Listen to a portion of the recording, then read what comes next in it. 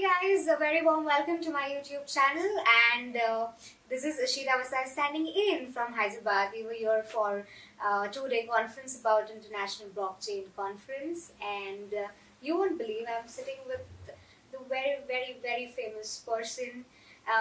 He has been interviewed by Forbes magazine, being a millionaire under 27. He drives all the luxury cars from Lamborghini to Ferrari. That's what I saw today. And I'm very sure he has a very big fan following of girls as well in India and across the globe. So let me extend a very warm welcome to Mr. Sahil Arora. Alright, so at the age of 18, you were interviewed by Forbes magazine as being the youngest, revolution, as being the youngest bringing the revolution in the crypto world. So what was the whole concept and motivation behind this idea? Sure. So last year, 2017, I was traveling to Dubai. One of my friends wanted me to invest in their cryptocurrency, and that's when I was learning about, that's when I had made some money and I wanted to invest. So this person invited me over to Dubai, and he said that, I'm launching a massive crypto and you should come, good project, check it out. I said, okay. So I traveled to Dubai and I saw the project, I didn't like it, I backed out, I left. And then on my way back, I started thinking on things that, what all could be developed, because I had my little learnings from all the things that I learned from the people there. And then had an idea, the same hotel I was staying at in Dubai had an ATM, and I had to go there almost twice or thrice a day. So that ATM was running advertisements along with dispensing cash. So when nobody was using the ATM, it was showing advertisements. So what struck me was that the machine shows advertisements to make money while people are not using it. So the bank makes money from advertisements along with the transaction fees. So I had an idea that I cannot definitely make ATMs, but what I can do is I can make cryptocurrency ATMs with 0% transaction fees with the advertisement factored in that. The advertisement would basically generate revenues for me, and the transaction fee would be zero. That would drive traffic to the ATMs. That would drive a lot of people to the ATM, because there's zero platform right now across the world which offers 0% transaction fee entirely. Right. That's what struck me, and that's when I started developing Zelaa crypto vending machines. That's what we call it, that's the easy term. So that's what we do it to keep safe from all the regulations. So we started developing that out of India and Prague. So I chose two places to produce the machines. The first lot was produced in India, and the other lot was produced in Prague. While we were doing that, we launched successfully in about February 2018. I was in London around that time, and that's when we started placing everything. The first machine that we placed was in one of my favorite cities, which is Las Vegas. I go there often. I have a huge business network in Las Vegas. I spend most of my time there. So I placed the first ATM at the biggest exotic car rental space in all of America. He's a friend of mine who runs this place called Royalty Exotic Cars. It's a fleet of 200 exotic cars with Bugattis, Lamborghinis, Ferraris, everything. That's huge. Yeah, so he's basically the biggest in America. So what I did was, over a casual conversation in a party, I told him that I want to place a crypto ATM at your studio. So he said, okay. And the next morning we placed a crypto ATM there. We shot a very sexy video and everything, and then it went viral. And people started loving it. It hit almost about 1 million plus views on Instagram and stuff. People started loving being on set, and because of 0% transaction fee, the crypto community saw a huge profit from there. So that's when we started placing the product. Once the product was going viral, what I thought was to have a currency which would be backed by this project. So that's when I started Zelaa Coin. So Zelaa Coin was basically an extension of the project, which was a store of value, cryptocurrency. The white paper was based on this project. Since we already had products out, it was easier to tell people what we're doing and to sell the ICO faster. In the same following month, in March, I started the ICO. In just about 2 weeks, I sold the first. So there's a soft cap and there's a hard cap for the ICO. Soft cap is basically your first target that you achieve, and the hard cap is the final target that you achieve. So the soft cap I set at about $1 million. I finished that $1 million raise in a period of 1.5 weeks.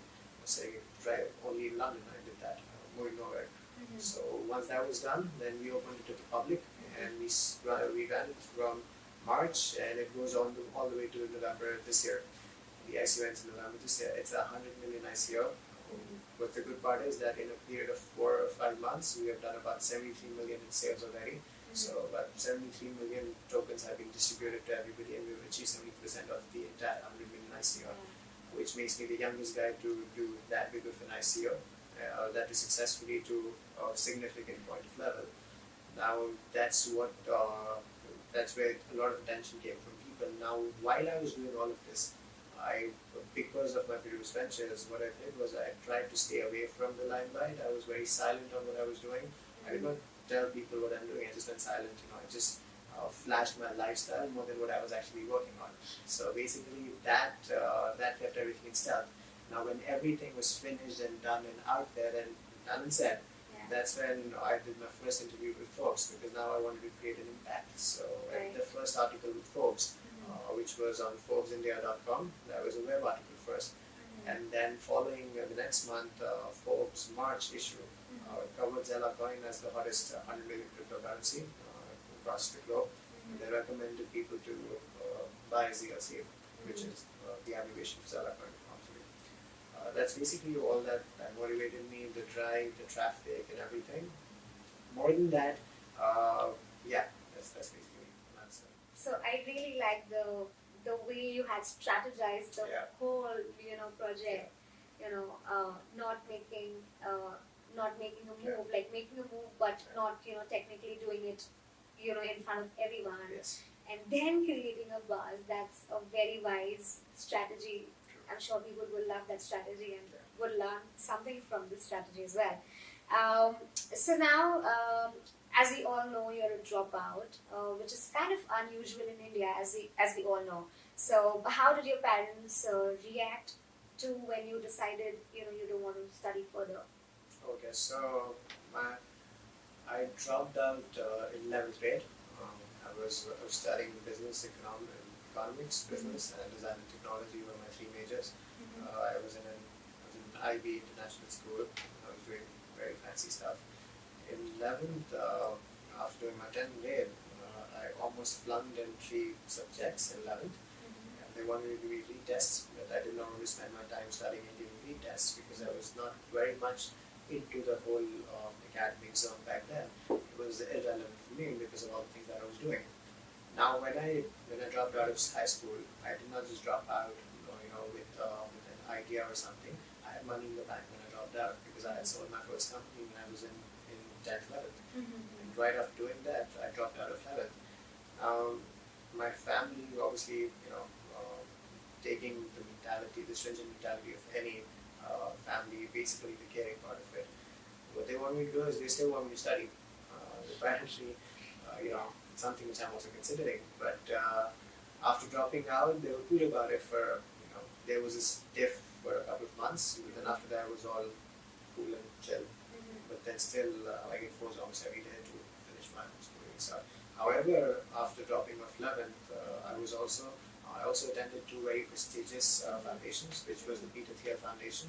So Peter Thiel is the guy who funded PayPal and everything. He's a very big billionaire, venture capitalist based out of Silicon Valley. He runs something called the Thiel Foundation. There's only one guy from India who's one of the applicants and one of the persons who attended that, which is Nitesh Agarwal from Moyo Rooms. I got an invitation to attend this foundation fellowship when I just dropped out. They wanted me to come and experience life entrepreneurship. It's a great course for anybody. They only select about 28 people from across the world, so I was one of them, the only Indians. And then right when I came back from there, spending about 7 months, what happened was I was selected into Draper University. Now, this conference that we're sitting in, I'm speaking with alongside Tim Draper tomorrow. Tim Draper is apparently the founder of Draper University and the founder of Draper Capital. He's the biggest person, he's almost one of the biggest person in the whole Bitcoin sphere. Net worth of about $2 billion some dollars. I was selected there, I went there, I attended Draper University and then came back as an alumni. And then when I came back, while everything was going on, the travels and everything, I was just doing a networking. I was thinking of what to do next. And so after dropping out, I had a couple of good things on my sleeve which I intend to attend. Yeah, definitely. I mean, you should, I mean, that's, even if you drop out, you should not stop, what Correct. you want to pursue, and you should not stop researching about what next, right? And I'm very sure Mr. Tim Draper would be like very proud tomorrow to your, I mean, you sitting beside him and then listening to you. I'm sure it is going to be like a proud moment for him. Perfect. So that's an interesting journey so far. Now, what were the difficulties you faced, being an entrepreneur?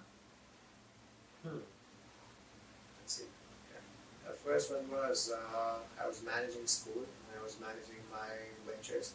I was managing the load of my team, capital and everything when I was still in 10th. So there was a lot of things which I had to balance out. That was definitely stressful.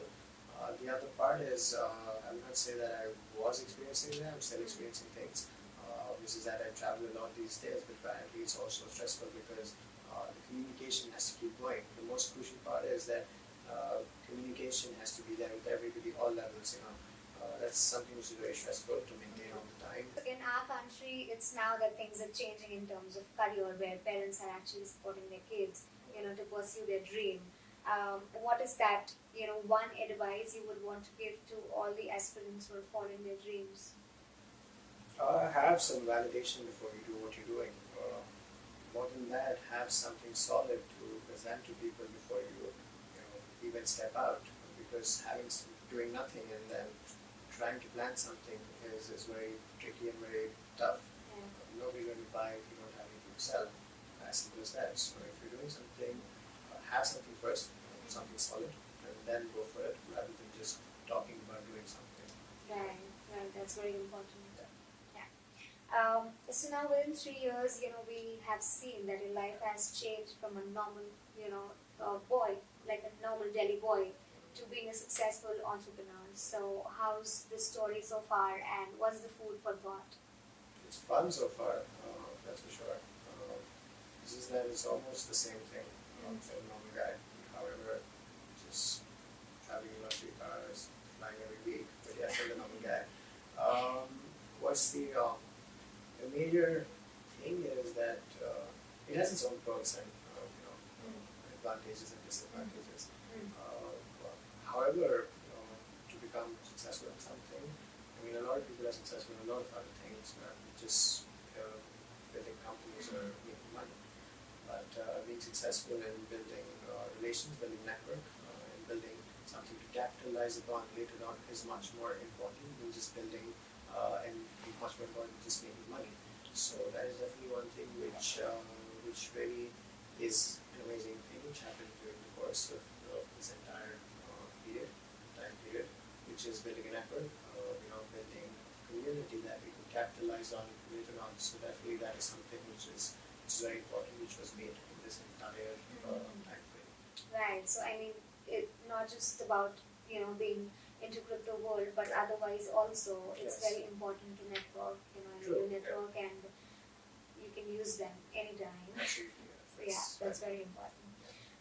Now you have already given us background about Zelaa Coin and how did the whole concept begin.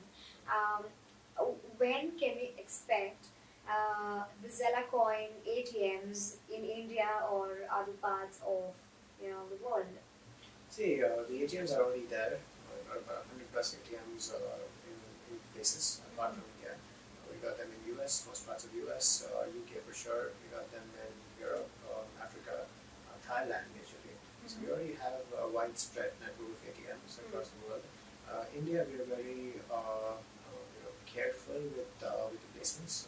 We have machines in India, but we are very careful in not placing them publicly until there is some sense of approval from the authorities, from the finance departments, and something official is unless announced. We cannot make a move in India. So that's what restricts not just us, but a lot of other companies in India working in crypto and blockchain. Right. So I'm very sure you must have thought about which cities you want to go. You want your Zelaa ATM to be placed. So can you discuss about it? See, Delhi, Mumbai, let's say Hyderabad and even Bangalore are very cash-rich cities. There's a lot of fiat in all these places. There's a lot of people who are trying to convert fiat into Bitcoin, but they don't have a source, a valid source apart from exchanges. You definitely can't use fiat in exchange in virtual exchanges. So there's definitely a need for the product.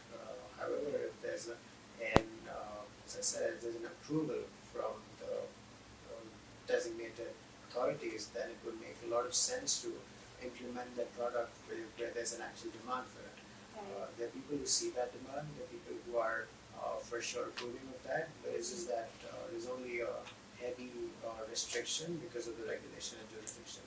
We'll learn further more about these jurisdictions and the regulations tomorrow during my keynote. However, the regulations and jurisdictions are the only things which makes it very lucrative.